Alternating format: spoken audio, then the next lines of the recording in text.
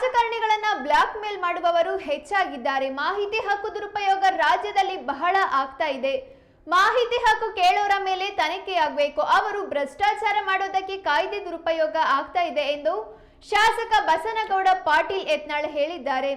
ಅಧಿವೇಶನದಲ್ಲಿ ವಿಷಯ ಪ್ರಸ್ತಾಪ ಮಾಡಿದ ಅವರು ಇದಕ್ಕೆ ಕಡಿವಾಣ ಹಾಕಬೇಕೆಂದು ಸದನದಲ್ಲಿ ಒತ್ತಾಯಿಸಿದ್ದಾರೆ.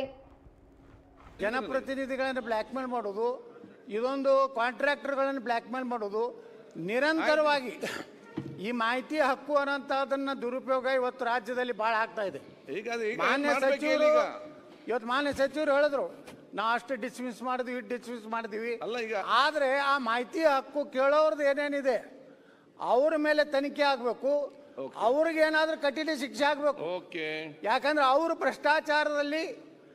ಭ್ರಷ್ಟಾಚಾರ ಮಾಡೋದಕ್ಕೆ ಈ ಮಾಹಿತಿ ಹಕ್ಕು ಕಾಯ್ದೆಯನ್ನ ದುರುಪಯೋಗ ಮಾಡ್ಕೊತಾ ಇದ್ದಾರೆ.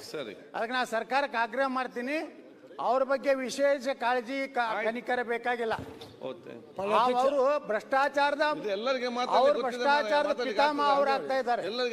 ಅದಕ್ಕೆ ಅಧ್ಯಕ್ಷರೇ, ಅದರ ಮೇಲೂ ಒಂದು ವಿಜಿಲೆನ್ಸ್ ಇರಬೇಕು. ಆ ಮಾಹಿತಿ ಹಕ್ಕುದಾರ ಮೇಲೂ ಒಂದು ವಿಜಿಲೆನ್ಸ್ ಆಗ್ಬೇಕು. ಅದು ಅವ್ರ ಆಸ್ತಿ ಪಾಸ್ತಿನೂ ಸಹ ಇವತ್ತು ತನಿಖೆ ಆಗ್ಬೇಕು.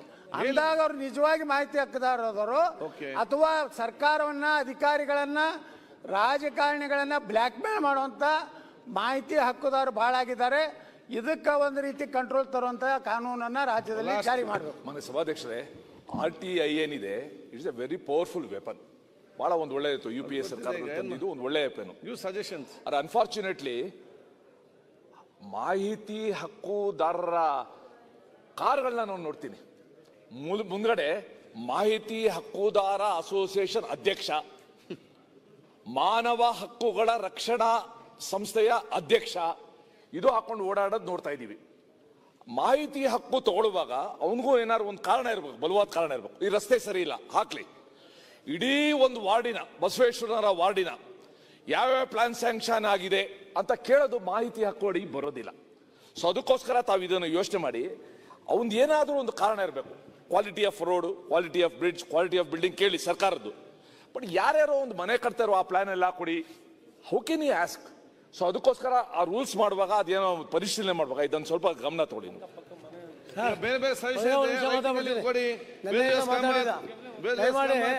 ಮಾನ್ಯ ಅಧ್ಯಕ್ಷರೇ, ಒಂದು ನಿಮಿಷ ಆಯ್ತು, ಎಲ್ಲರಿಗೂ ಮಾತಾಡ್ಲಿಕ್ಕೆ